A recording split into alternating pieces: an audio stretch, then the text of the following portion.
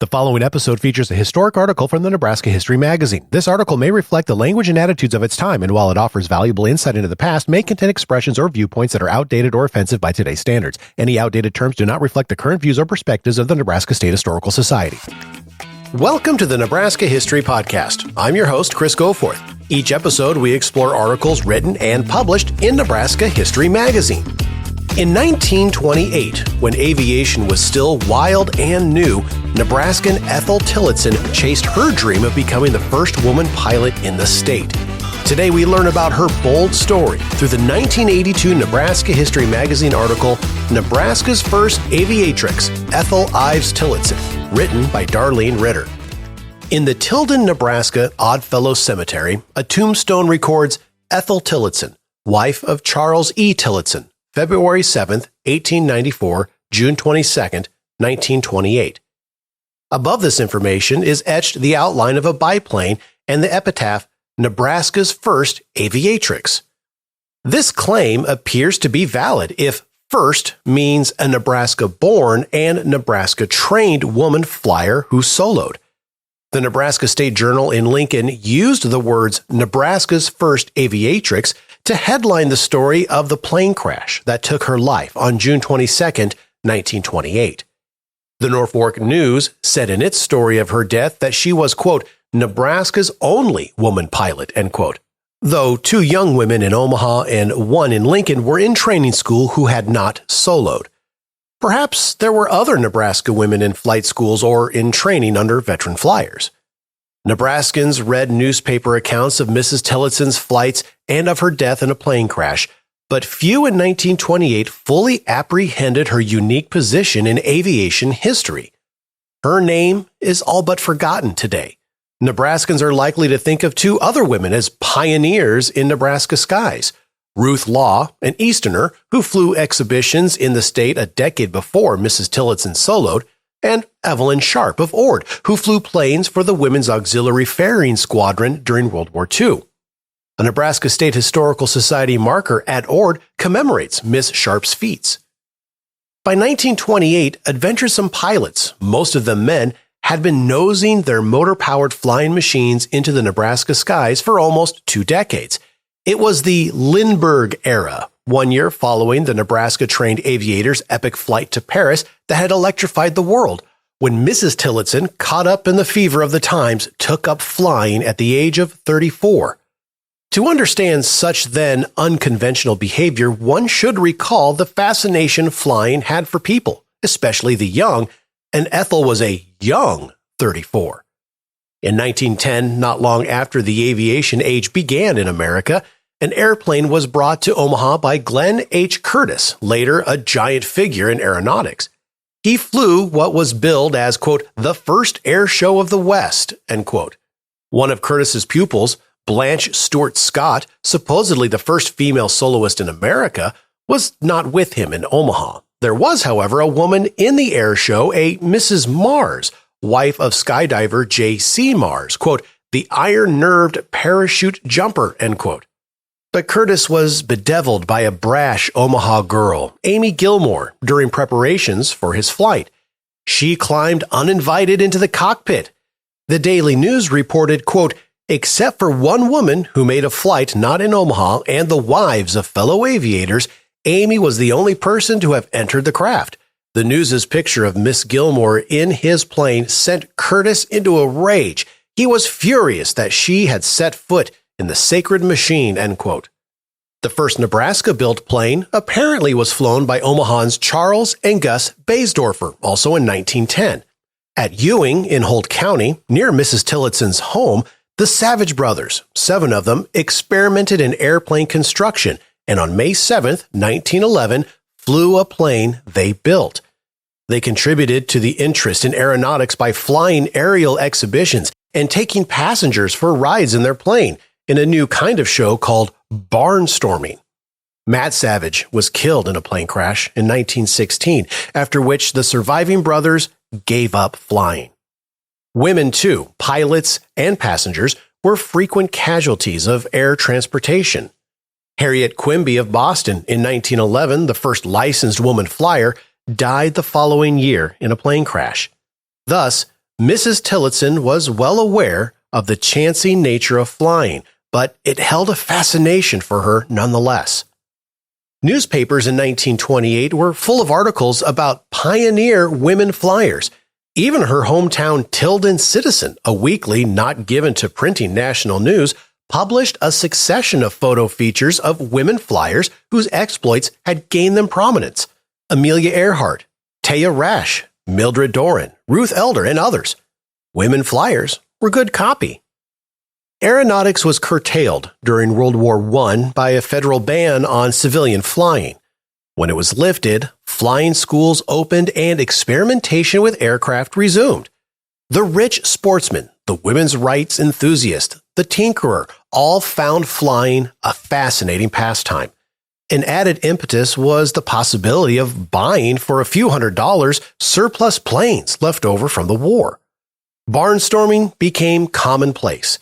There were aerial stunts, parachuting, skywriting, wing walking, and rides for those who were sufficiently air-minded. The fare was usually $5 for a 5 to 10 minute ride. The 1920s were a period of wild, uninhibited flying, with ex-war pilots free from military discipline, giving a passenger a lifetime of thrills. There were many fatalities, especially among the less skilled pilots and their passengers. Soon, a toughened group of gypsy flyers emerged, performing at air shows to which the public thronged. Ruth Law, a seasoned flyer, first brought her aerial skills from the East to the Nebraska State Fair in Lincoln in 1916. Miss Law, characterized by Amelia Earhart as a, quote, picturesque figure, end quote, once observed while in Lincoln that she was, quote, not worrying about old age overtaking me, end quote. When informed of the death of National Guard Captain Ralph E. McMillan, a barnstorming acquaintance at a St. Francis, Kansas fair, she said, quote, "This 1917 has been a hoodoo year for aviators. So many of them have been killed or have had an accident," end quote. Then she went out in bad weather and flew exhibitions before state fair crowds. But in 1921, Ruth Law said she was giving up flying because it was becoming too businesslike. It didn't fit her seat-of-the-pants flying style. Quote, "Things are so proper now. A pilot has so many rules and regulations to follow. The good, crazy old days of flying are gone," end quote. She appears to have been a bit premature in her assessment, judging from the sometimes bewildering, sometimes zany events that occurred during the experimental flying of the 1920s and 1930s. The 1920s was a pulsating decade for Nebraska aviation, chiefly because of the emergence in Lincoln of the Pages, Ray and his wife Ethel, who became major figures in the field. Between 1920 and 1930, Lincoln was known throughout America as an aviation center. The Lincoln Page, the Lark, and the Aero Sport were built there. Page manufactured the plane Ethel Tillotson flew, a Lincoln Page trainer with an OX-5 engine. Clustering around the Page operations, the Lincoln Standard Aircraft Company, the Aviation School, and Page's aerial pageant were people destined to be famous in aeronautics. That list includes names like Charles Lindbergh, John A. Augie Pedler, a pilot lost over the Pacific on a flight to Hawaii with his co-pilot and girl passenger, Mildred Doran, Ira Biffle, Lindbergh's instructor, Ensign Chambers, holder of the altitude record for parachute divers, Harlan Bud Gurney, a 16-year-old kid parachutist who made a career as pilot for United Airlines and now lives in California, Lieutenant Charles Hardin, World War I Army Balloon Corps officer, and his wife Catherine, parachute manufacturers and parachute jumpers, and many others. Mrs. Hardin, billed as, quote, the intrepid lady parachutist, end quote, in pageant advertising, was the only woman in the Page circus. Mrs. Tillotson undoubtedly observed Catherine Hardin jump at the state fair or at a Page air show near Tilden. Mrs. Hardin is thought never to have become a solo pilot, though she may have been at the controls of planes when flying with others. Government regulation of barnstorming was non-existent until the Air Commerce Act of 1926 placed licensing of pilots and aircraft under federal control. The rash of crashes had spread the notion that aviation was a daredevil sport fit only for the young, bold, and foolish. Pilots without licenses often had flown crates, some of them homemade, which had never been inspected, resulting in hundreds of crashes. Before the legislation went into effect, private air schools were graduating pilots with less than 4 hours of training who had risked the necks of thousands of passengers who wanted the thrill of going up. The act created a Bureau of Civil Aeronautics and provided for federal inspection of the industry. Grounded until they gained greater proficiency were many barely competent pilots of the baling wire brigade of barnstormers who had not yet killed themselves in machines that couldn't come near passing an airworthiness inspection. This act and the onset of the Depression following the stock market crash of 1929 brought the era of gypsy pilots gradually to a close. By the time Ethel Tillotson found it convenient to begin lessons, flight instruction was required if flyers were to meet federal standards. Her dream of almost 10 years came true when the Norfolk Flying School was established early in 1928 by Andrew A. Risser of Norfolk, 25 miles east of Tilden. Now, she can enroll in a school near her home and fulfill her ambition to fly. Risser, a young farmer living 6 miles southwest of Wisner, had gone to Wichita, a major aviation center, in September of 1926 to learn to fly.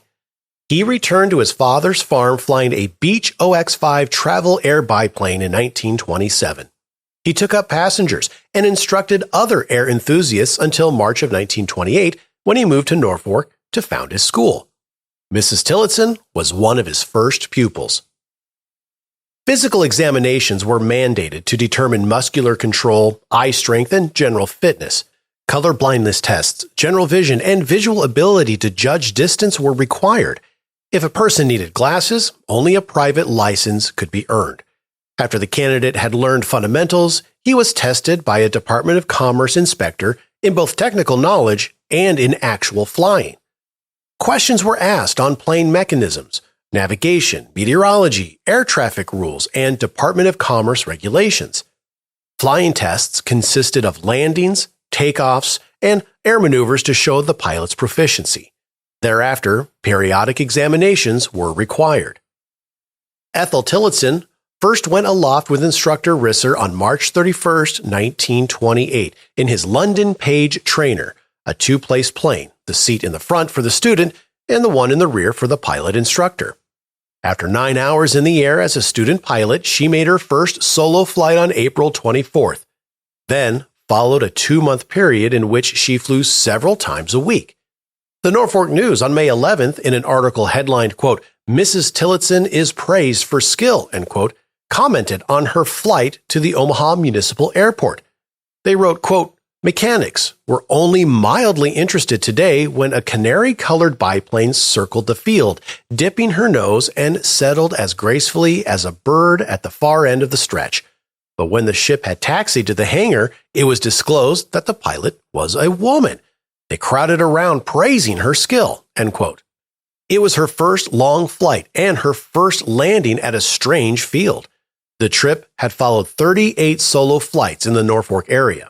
Her passengers on the flight to Omaha were her instructor and his wife, Mr. and Mrs. Risser. Mrs. Tillotson was described as an especially apt pupil by Risser.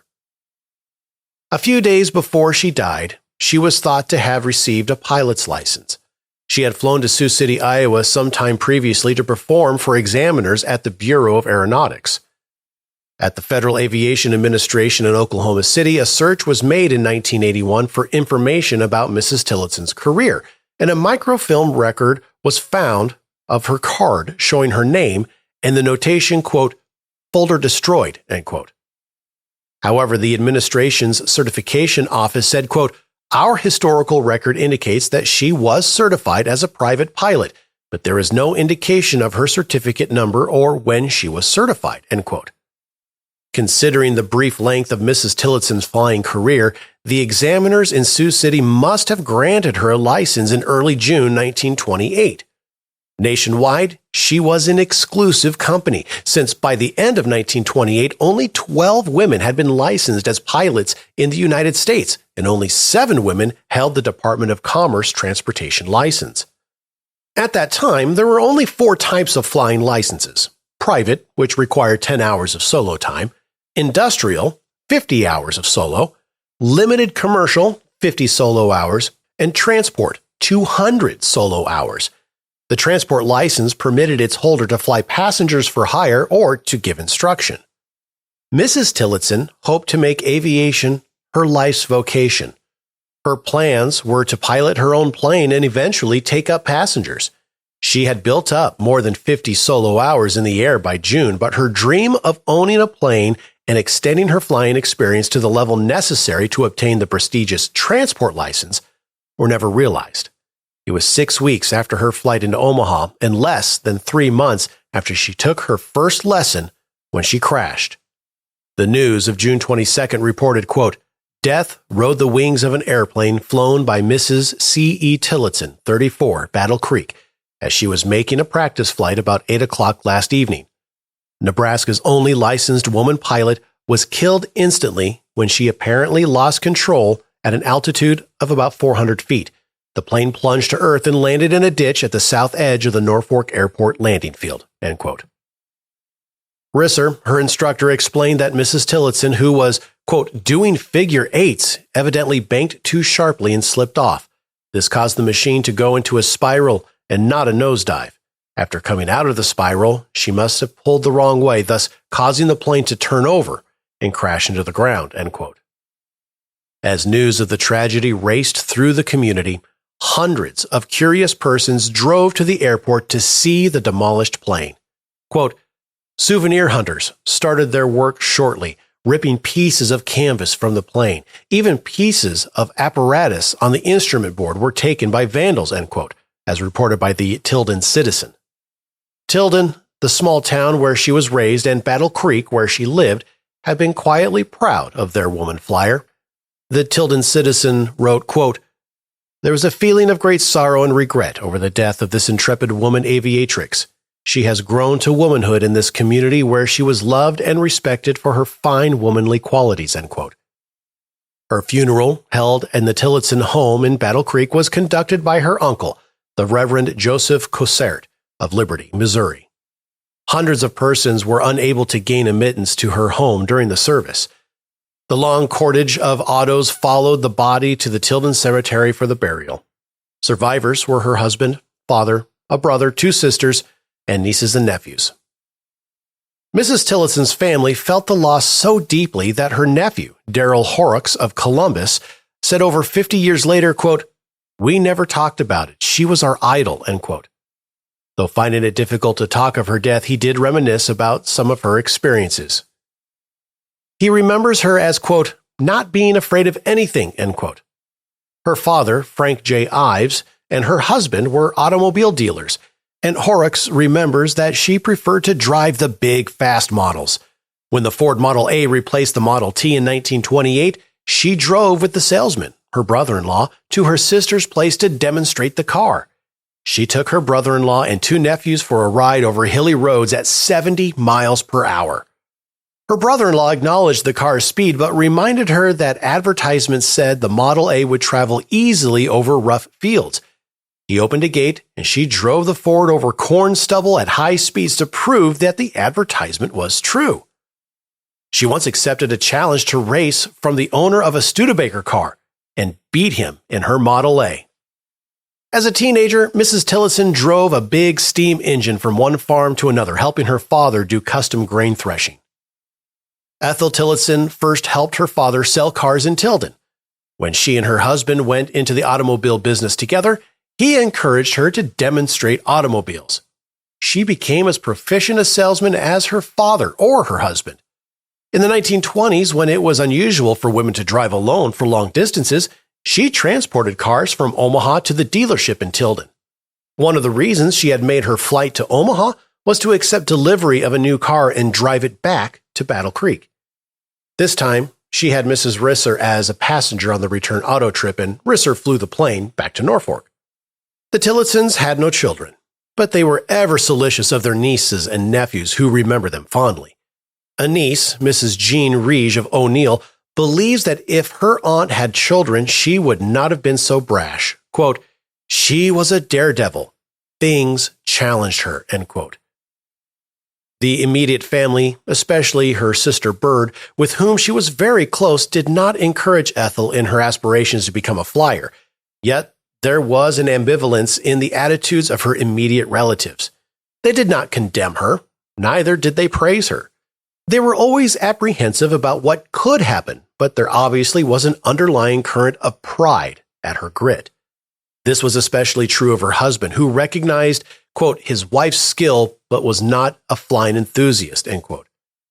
No one in the family ever flew with her, nor is it believed that they went to the Norfolk airfield to watch her fly. Horrocks said that some days preceding the crash, Mrs. Tillotson said that at high altitude her plane had fallen about 1,000 feet before she, with difficulty, was able to bring it under control and land. When she appeared at the airfield the evening of the crash, she was thought to have wanted Risser to accompany her. He was unable to do so, having agreed to instruct another student, William Lubke of Pierce.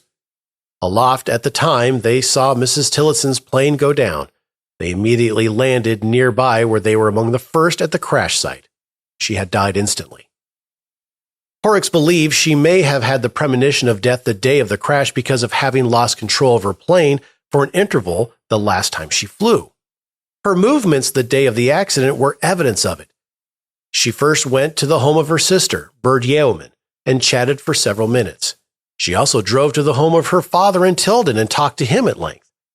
Mrs. Tillotson's hired girl later told the bereaved family that Mrs. Tillotson, while preparing to go to Norfolk, had taken so long to emerge from her dressing room that the maid had gone to summon her.